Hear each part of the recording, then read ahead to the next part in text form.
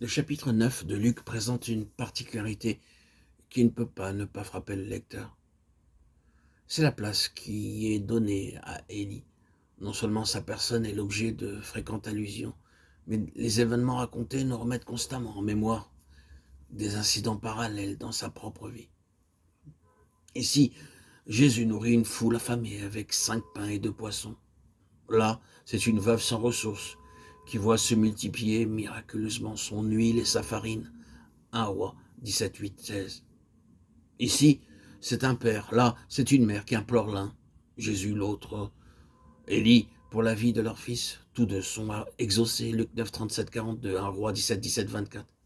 Ici, c'est l'interpellation de Jacques et de Jean, au verset 54, qui veulent faire descendre le feu du ciel sur les Samaritains. Là, c'est la requête d'Élie qui met la même menace à exécution en invoquant le feu du ciel sur les envoyés d'Acasia, 2 Rois 1. Ici, c'est un disciple de Jésus, là, c'est un disciple d'Élie qui veulent chacun de leur côté prendre congé de leur famille.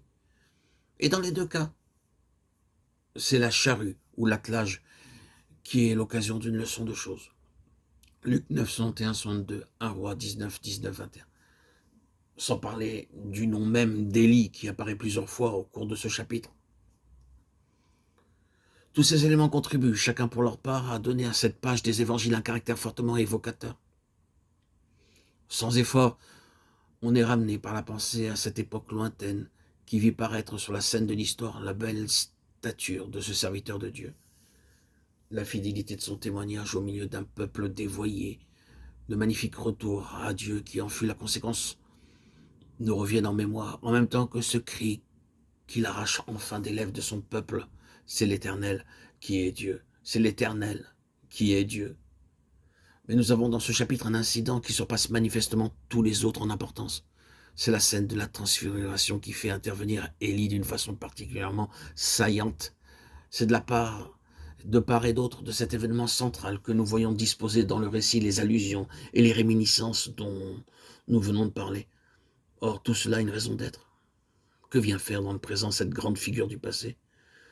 Celui qui sonde les Écritures ne peut pas s'empêcher de se poser la question et de se demander pourquoi, dans ce chapitre 9 de Luc, le Saint-Esprit semble ainsi attirer notre attention sur la personne d'Élie. Il vaut donc certainement la peine d'examiner de plus près tout ce qui concerne ce grand serviteur de l'Éternel. L'Ancien Testament se ferme sur une allusion à Élie. Dans Malachie 4, 5, nous lisons « Voici, je vous enverrai Élie le prophète, et avant que le jour de l'Éternel arrive, ce jour grand et redoutable. » Quant au Nouveau Testament, il s'ouvre sur un tableau qui n'est pas autre chose que l'accomplissement de cette prophétie, la naissance de Jean-Baptiste. C'est le premier événement que la Bible nous rapporte historiquement parlant après cette promesse de Malachie. Que Jean-Baptiste fut bien l'Élie annoncé, cela ressort clairement des paroles mêmes de Jésus. Il dit en effet au sujet du précurseur, si vous voulez le comprendre, c'est lui qui est l'Élie qui devait venir. Matthieu 11, 14. Et il dira plus tard à propos de sa fin tragique, 17, 12, mais je vous dis qu'Élie est déjà venu, qu'ils ne l'ont pas reconnu, et qu'ils l'ont traité comme ils ont voulu. Nous avons cependant dans le récit évangélique une contradiction qui paraît bien étrange. À la demande qui lui est faite, Jean 1, 21, es-tu Élie? Jean-Baptiste répond avec la précision la plus positive, je ne le suis pas. Comment pouvait-il être Élie et cependant ne pas l'être? Question fort embarrassante. Nous la sommes-nous jamais posée? La réponse sans aucun doute doit être cherchée dans cette déclaration de l'ange à Zacharie à propos de l'enfant dont il lui prédit la naissance. Luc 1, 17. Il marchera devant Dieu avec l'esprit et la puissance d'Élie. Jean n'était pas Élie en personne, mais quand on étudie la vie de ces deux hommes, on ne peut pas échapper à cette conclusion. Que l'esprit et la puissance qui marquèrent le ministère d'Élie s'exprimèrent d'une façon identique dans la vie de Jean-Baptiste. C'est ainsi, nous semble-t-il, que doivent se concilier les différents textes qui se rapportent à l'un et à l'autre de ces deux serviteurs de Dieu. Or, ce principe d'interprétation est d'une grande valeur car il va nous permettre de faire un pas de plus. Il est clair en effet que la prophétie de Malachie accomplie par Jean-Baptiste, nous venons de le voir, n'a trouvé en lui qu'un accomplissement partiel.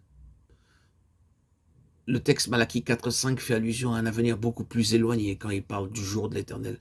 Ce jour grand et redoutable. Ce jour n'est évidemment pas encore venu à l'époque de Jean et nous pouvons maintenant dire avec la même certitude qu'il est encore à venir. Il en va de cette prophétie comme des prédications et des prédictions plus connues relatives à la venue du Messie.